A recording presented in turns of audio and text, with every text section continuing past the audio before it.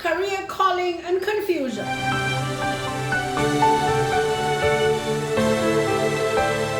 What is the one question that an adult always asks when trying to connect with a child? What do you want to be when you grow up?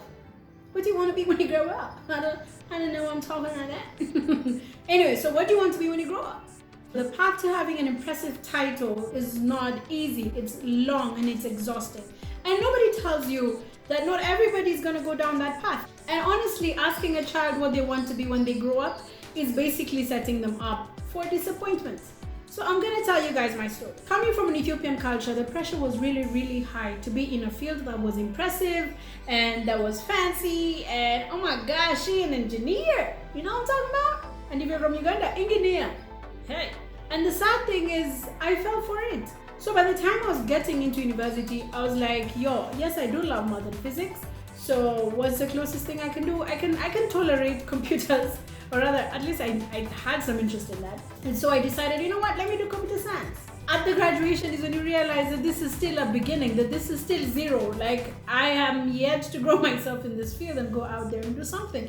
And so if you tolerated the education, then how much more would you need to tolerate when you're going into the field and into the industry and getting a job? And how do you even pick yourself up and like make sure that you're a level above your peers and all that? And so I got into the workforce. I got me a good job and I was doing my job. But with every day, with every month, my drive was just, I was toxic for that environment. With all the courage that I could muster and just counting my losses and everything, I quit my job. And to be honest, that was the most freeing moment in my life. I was so happy. I did not know what to do with myself. Having felt like a fish out of water for so long and only being happy one day in a month on payday, that was not gonna work out. Growing up in an Ethiopian community that really values external perceptions, I was completely sure that I had finally disappointed everything and had crushed everything, burnt everything to the ground, all the expectations.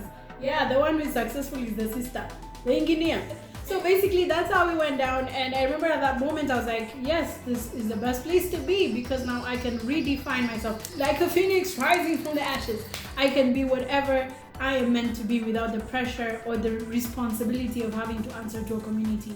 And in that season of confusion and wondering what's happening, because here is my career not making any sense anymore, and then there's my calling, or what I thought was my calling, which was basically just to be in ministry, to be around young people and music and all that stuff.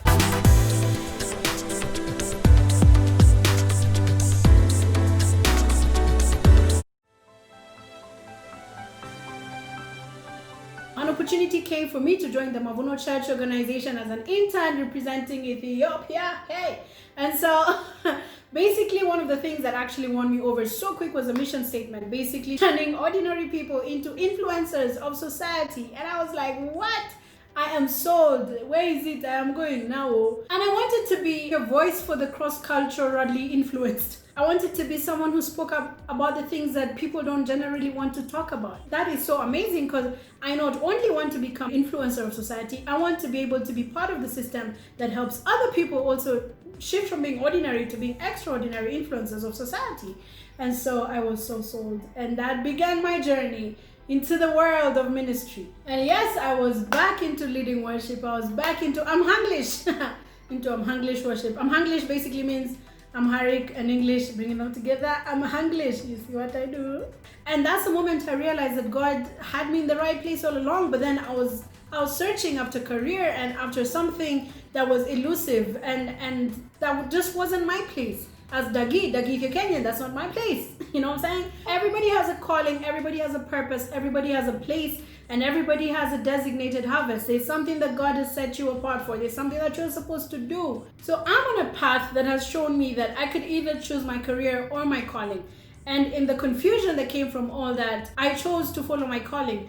I know that is not the easiest choice. I know that's not usually the typical choice that even my parents would have wanted for me. They would have wanted me to have some stable career and probably like at 40 years old or something to now get into ministry once I'm kind of established. And I really get where they're coming from and where their heart is at, but that was not where God wanted me to be. And so in your journey, in your personal journey, I'm not saying do exactly what I did. What I'm saying is listen to Jesus and just let him lead you, because I know that he is faithful. He's faithful to call you, and he's faithful to lead you to whatever he wants you to be.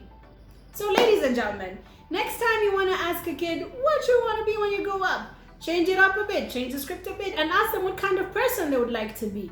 Ask them what kind of legacy they'd like to live on this earth. And that question will guide them to their purpose and whatever God has put in their hearts and in their lives. Being cross-cultured is basically realizing that we do not have to fit into any mold. We have been called individually and uniquely, and just following that calling to where God needs you to be.